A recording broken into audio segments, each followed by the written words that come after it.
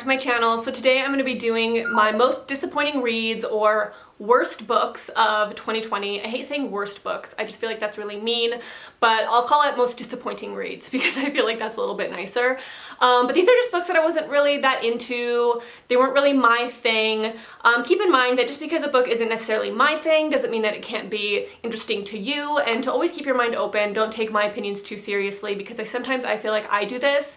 When people say like I didn't like a book, all of a sudden if one person says that, I don't want to read it anymore because I take their opinion way too seriously.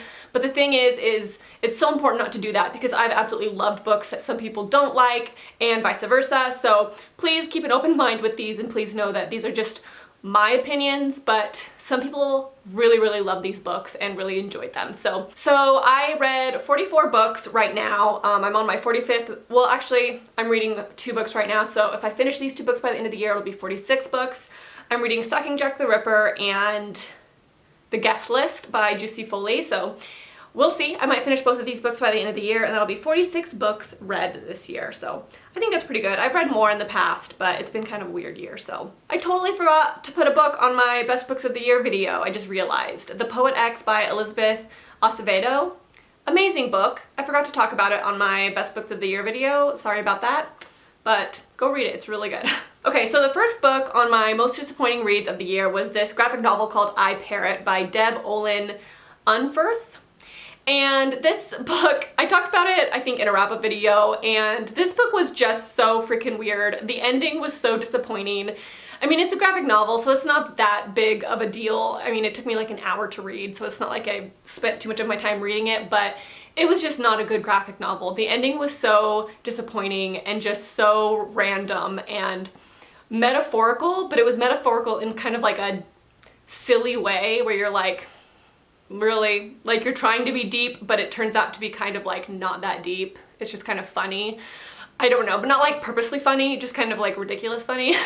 It actually had to do with a mom, which I really liked. I feel like you don't see a lot of moms in graphic novels very often, and I felt like this was kind of a unique thing to have as a topic in a graphic novel, was like a mom, you know, child relationship, but it just didn't really work for me. So the next book on this list is The Female of the Species by Mindy McGinnis. So we read this for the book club, and this wasn't like the worst book of all time. I didn't give this book 2 stars. I think I gave it 3 stars, but it was like low 3. I feel like there's a fine line between low 3 and high 3. Like if something is a high 3, I technically like it, but if something is like a low 3, then I kind of like don't like it. You know what I mean? And I feel like this book was kind of more on the lower end side of the 3.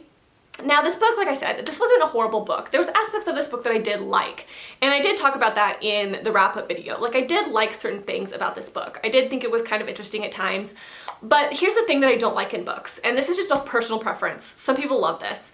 I don't like high school drama in books.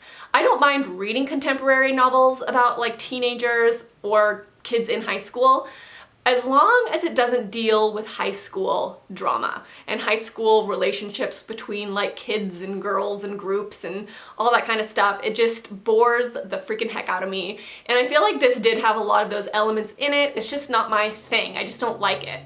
But I did like the concept. I did like how the main character was kind of a sociopath. Like she didn't have a lot of empathy, and she would kill people but like not feel bad about it, and it came across in a very realistic storyline, you know, like this was an actual person and it was in a real setting of like a girl who actually didn't have empathy. It wasn't like this over dramatized story. It came across as like a real story. So I really liked that about it, but the story in itself, like the whole story, just wasn't my thing. So the next book that I found to be really disappointing is All Your Twisted Secrets by Diana Urban. So I think I've talked about this a couple of times on my channel, and I didn't necessarily hate this book. Why is it so dark in here? So this book, I love the premise. The reason I read this book was the premise sounded so good. It was about these kids that went to high school together, and they weren't fighting over, but they were kind of competing for a scholarship, and so they were going to this luncheon, and then what ends up happening is they get locked in this room for this scholarship luncheon, and they basically get a note that says one person has to take this poison and die, or all of you guys are going to die by a bomb. Like we're gonna set off a bomb and you guys are all gonna die, or you have to choose one person to take the poison to die. And I thought that was really interesting. Like, how is this going to play out? how is this gonna play out? It just sounded so fascinating to me. Now the reason I didn't like this one was the same reason I didn't like The Female of the Species. It was very high school drama, and it did the exact same thing that The Female of the Species did, where it bounces back in time to high school drama, to where you can see like how relationships played out and why this person hates this person and why this person likes this person but is with this person and all that kind of stuff, where you're just like, I don't care about this. Like, I don't care about high school drama. I'm 35 and I just don't care. And this book was like full of flashbacks to high school drama, and it was just, I don't like that. I think it's so boring. And this book definitely needed that to work, because obviously they have to like choose who's gonna die and all that kind of stuff, so it definitely had to go back into the past and kind of relive some of those past experiences they had with each other, but I just didn't really like it. I thought it was pretty boring. The ending I also thought was kind of odd, how it wrapped up.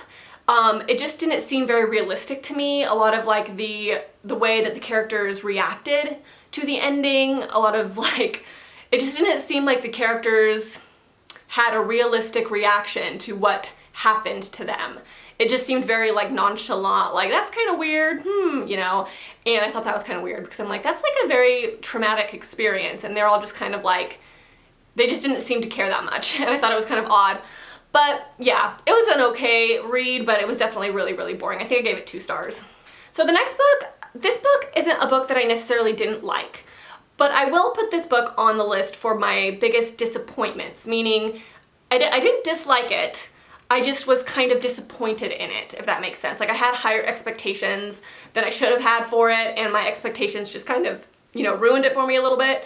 But it was The Lovely War by Julie Bailey, and I know so many people absolutely adored this book, and I did too. Like, I liked it, but I was disappointed in it for some reason. I think I thought it was going to be something kind of different than it was, and I did get bored in this book a little bit. Like, I just felt like I was bored in it, which is so weird because it was a romance and kind of a love story, but I just felt really bored in it, and I don't know why. And I know a lot of people who read this book with us for the book club felt the same way, and I don't know why I was bored in it, because I felt like I shouldn't be. Now, I said when I reviewed this book that it should be a movie, and I still stand by that wholeheartedly. This needed to be a movie. It still needs to be a movie, because I feel like this book would be a fantastic movie, because I think it needs visuals. I think visuals and kind of shortening the plot down to make it fit into like a movie time frame would do freaking wonders for this book, and I think it would just make a fantastic movie, and I would love to watch it. But book form, for some reason, I just couldn't get into it. I felt like I didn't attach myself to some really important characters. This was a huge issue for me. I didn't know who I was supposed to attach myself to. And I'm one of those people that has to make like a very clear image of characters in my head, especially if they're going to be important characters. And I feel like she introduced characters to us, but she didn't let us know really that they were going to be important.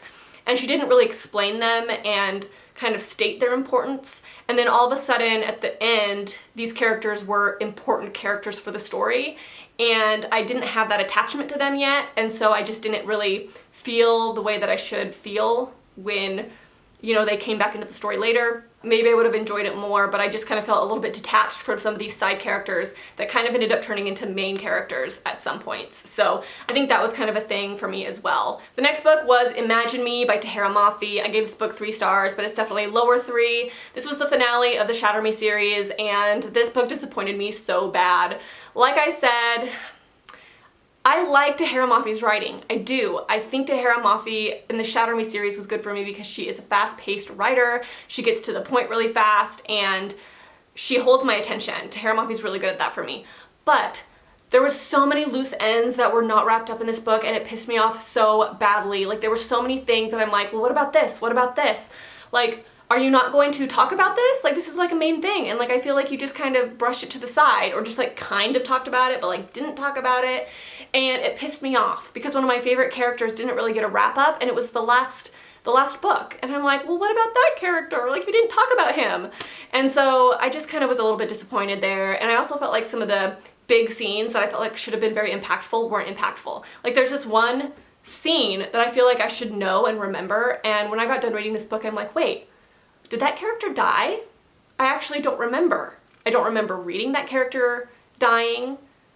did that character come back to life? Like, I don't know. Like, I don't know if that character is dead or not. Like, I don't remember. And I feel like that kind of thing should be very impactful, and it wasn't. I just feel like this was not a good wrap up, and I'm really sad about it. Like, I feel like there needs to be another book, or there needs to be another novella that kind of wraps up some of these side characters.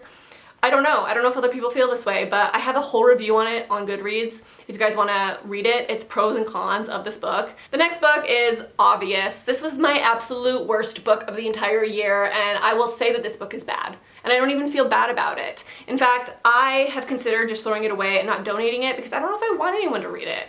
Because it's kind of mean and it's kind of offensive, and I just don't really want anyone to read it that would get offended by it. And that is The Bachelor's Cat by Lynn Hoffman. And Lynn Hoffman is actually a man, L.F. Hoffman.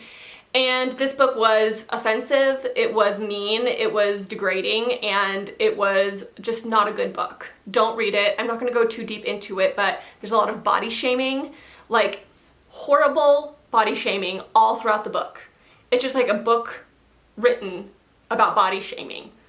It's just weird. It's a weird book, and I do not recommend it at all. You guys can go read some of the reviews on Goodreads, because I think that some people actually write some of the passages where he is straight up body shaming, and you're just like, what? Like, why would you write that?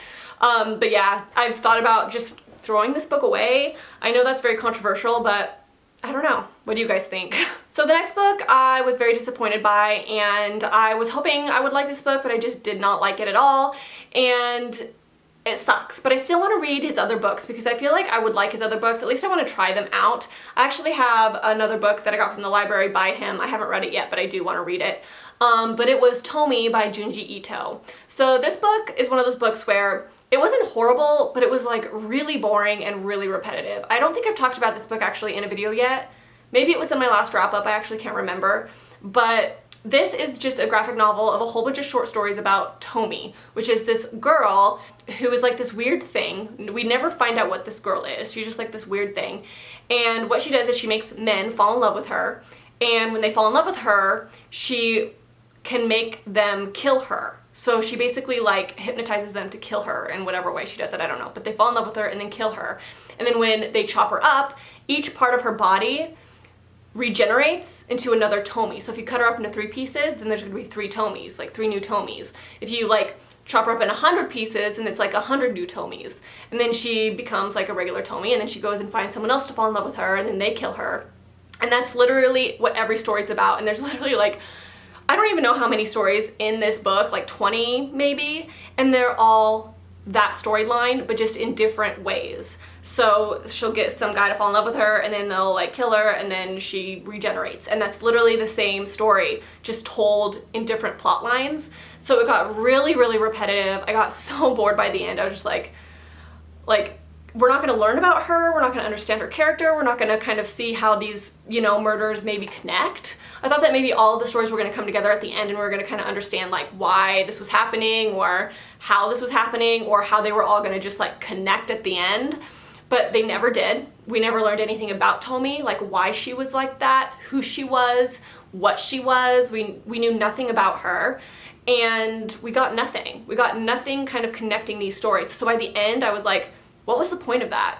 I felt weird after a while because I felt like I was reading like these brutal murders over and over and over again, but for no reason. Like there was no point to read them. Like I feel like reading about murder is fine if there's like a overarching reason to read it, but this had no reason. Like it was just, the reason was to read about killing over and over again. And I'm like, this feels odd to me. So yeah, Tomi just wasn't my cup of tea. It's very long, and it's extremely, extremely repetitive. So I just realized I haven't been holding up any of these books. Most of these books I actually have gotten rid of because I don't keep books on my shelf that I don't like, and some of these books I got from the library, so I don't actually own a majority of these books because I've gotten rid of them already. But I still have this one because it's part of a series, and I haven't talked about it yet, but I'm going to talk about it right now, and that is Blood and Honey by Shelby Mahurin. Yes, Serpent and Dove was on my best books of the year video. The second book is on my worst books of the year video, and I'm so flippin' bitter about this book because I wanted to like it so badly. I was so excited for this book to come out, and it was so disappointing, and I'm so sad about it. But the thing is, oop, I got a text message. But yeah, where was I? I got interrupted by a text message. This was, yeah, super disappointing, and I'm sad about it because I was looking so forward to it because I loved Serpent and Dove so much, and with the growth of the characters in Serpent and Dove and like where they ended up in that book, I was so excited to see like where their characters were going to go next as far as growth, but they all regressed horribly in this book. They went from being likable to like a lot of growth to where they both became better people, I feel like, at the end, and then they went backwards. Like, I felt no connection between Lou and Reed. I felt like I didn't care about their relationship. In fact, there was even parts where I was like, God, they just need to like break up. Like, there was this one part where I kind of felt like I wanted Reed to be with Celie instead. And that's not really a good thing when you're like not rooting for the main couple. Like, in my head, I was like, they're not even that good together. Like, they're not good together. They remind me of like a toxic relationship that like is trying really hard to be together, and they're like, we love each other, but then like in 10 years they look back and they're like, God, we were so bad for each other. Like, why did we try to be together for so long? That's what this reminds me of. Like, they're in the middle of like this really toxic relationship and they just don't need to be together. That's what I feel like with this book. It's like so try hard. But the worst thing about this book was like nothing happened. Literally nothing happened. This book is so long, and where they are at the beginning of this book, like the problems that they have, like the big conflict, the conflict that they start with is still present in the end. So nothing is resolved. Like, you kind of have like a climax where the conflict could get resolved, but then it doesn't get resolved. And so they're still in that same predicament at the end. And that's like so frustrating. You know what I mean? Like, you feel like you read a whole book, but like nothing really was resolved. And that was like really, really, really maddening. And it's just a lot of traveling, and it's a lot of like preparing to like fix this conflict that they have, and so they have to like get allies, and so they're traveling to all these places to get these allies to help them, but that's all they're doing is collecting allies. And yes, there's like these little parts where, you know, it kind of gets to be interesting, and like it kind of picks up the pace, but not enough to make me like this story. This actually reminds me a little bit of Winter Song and Shadow Song. I was obsessed with Winter Song, and I was so excited for Shadow Song to come out, and I felt exactly the same way about Shadow Song as I felt about this book. It's like that second book that just nothing happens, and you're like so disappointed and you're so sad. Like, I don't even know if I'm gonna finish this series, you guys. If everybody says the third book is really good, then I might pick it up. Like, if everyone's like, oh my God, it gets so much better, like the third book like saves this series, and I'll definitely pick it up. But this book, oh, it was a tough book to get through. I almost DNF'd it like a million times. I was just skimming it at some points because I'm like, oh my God, this is so boring. But I had to finish it. Like, I felt like I had to finish it because I loved the first book so much. I kept thinking, okay, maybe it's gonna get better. Maybe it's gonna get better. And it just never did. It never got better. So I hate to say it, and I love Shelby Mahurin's writing in the first book. She's a talented author. This one just didn't work for me, and I'm really sad about it. So probably one of my biggest disappointments of the entire year. So that is it for my biggest disappointments of the year. I hate to be too negative. I always feel really bad doing these videos. Like I said, like, just because these books weren't for me doesn't mean that they can't be for you. I've liked so many books that some people just like rip apart, but you know, it's all about taste. So I'm not saying that these authors are horrible writers or bad people or anything like that. Like I said, some of these books I didn't like, but I've loved other books that they have written. So just keep that in mind. These are just opinions on what I felt like were good and what weren't, but my opinion is just one opinion. So I hope that you guys like this video, and I hope you guys have a really good day, and I will talk to you guys in my next one. Bye!